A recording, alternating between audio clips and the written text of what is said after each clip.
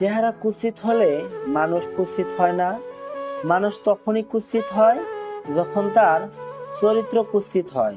যে কোনো মেয়েদের কাছেই সব থেকে বড় সম্পদ হলো তাদের সম্মান।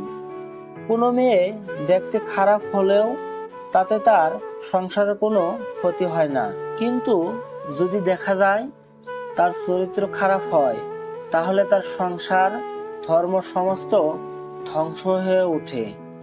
মানুষ কানাখোরা, অন্ধপঙ্গু হলেও তাকে নিয়ে সংসার করা যায়, কিন্তু যদি মানুষের চরিত্র খারাপ হয় তাহলে তাকে নিয়ে সংসার করা যায় না। এবং সেই মেয়েকে যে বিয়ে করে তার জীবনও ধ্বংস হয়ে যায়। তাই বিয়ের আগে মেয়ের চরিত্র জেনে নিয়ে তারপর বিয়ে করা উচিত। ভালো ভদ্র মেয়েরা সমাজের জন্যও তার পরিবারের জন্যও সবসময় গর্বের কারণ হতে পারে। ঠিক সেইভাবেই কোনো খারাপ মেয়ে হতে পারে দুর্ভাগ্যের কারণ। একাধিক পুরুষের সাথে সম্পর্ক করে যে সমস্ত মেয়েরা, তারা কখনোই ভালো হয় না। তাদের ভালো মেয়ের তালিকায় ফেলা যায় না। তারা একজনের সঙ্গে থাকে অথচ মনে মনে চিন্তা করে অন্য আরেকজনের। এই ধরনের যে মেয়েরা থাকে তারা ছেলেদের জন্য খুব খারাপ সময় বয়ে নিয়ে আসে।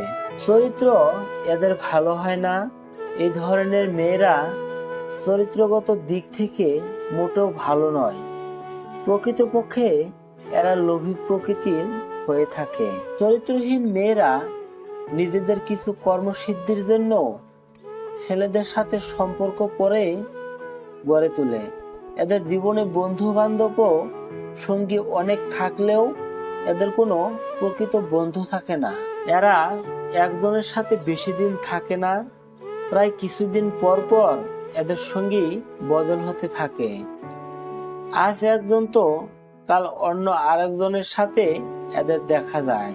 এদের মূল উদ্দেশ্য হলো কোনো না কোনো কার্য সিদ্ধির জন্য একটি ছেলের সাথে মেলামেশা শুরু করে, আর সেই উদ্দেশ্য সাধন হওয়ার সাথে সাথেই যত দ্রুত সম্ভব কেটে পড়ে। তখন সে আর কাউকে চেনে না। এদের জীবনে ইমোশনের কোনো দাম থাকে না। ইমোশন এদের কাছে তুচ্ছ একটি বিষয়, কারণ ইমোশনের কথা এরা ভাবে না। এরা সব সময় নিজের স্বার্থ অনুযায়ী ভালো পছন্দ বেছে নেন। তারা ভালো মতোই জানে কার কাছ থেকে বেশি সুবিধা পাবে। ধরুন, একজনের কাছ থেকে তারা যদি ভালো কিছু না পায় তাহলে অন্যজনের কাছে চলে যায়। এদের চোখের দৃষ্টি এক কথায় খুব নির্লজ্জ প্রকৃতির হয়। চরিত্রহীন মেয়েদের চোখের দৃষ্টি এমন হয়, ছেলেদের দিকে তারা এমন ভাবে তাকায়, মনে হয় যেন সে তার ভেতর পর্যন্ত পড়ে নিয়েছে। এরা পুরুষের জীবনসঙ্গী হিসেবে একদম ঠিক হয় না। এদের স্বভাব এমনই হয়, যখন তখন সে কারোর প্রেমে পড়ে যায়। এরা অল্পতে খুশি থাকতে পারে না।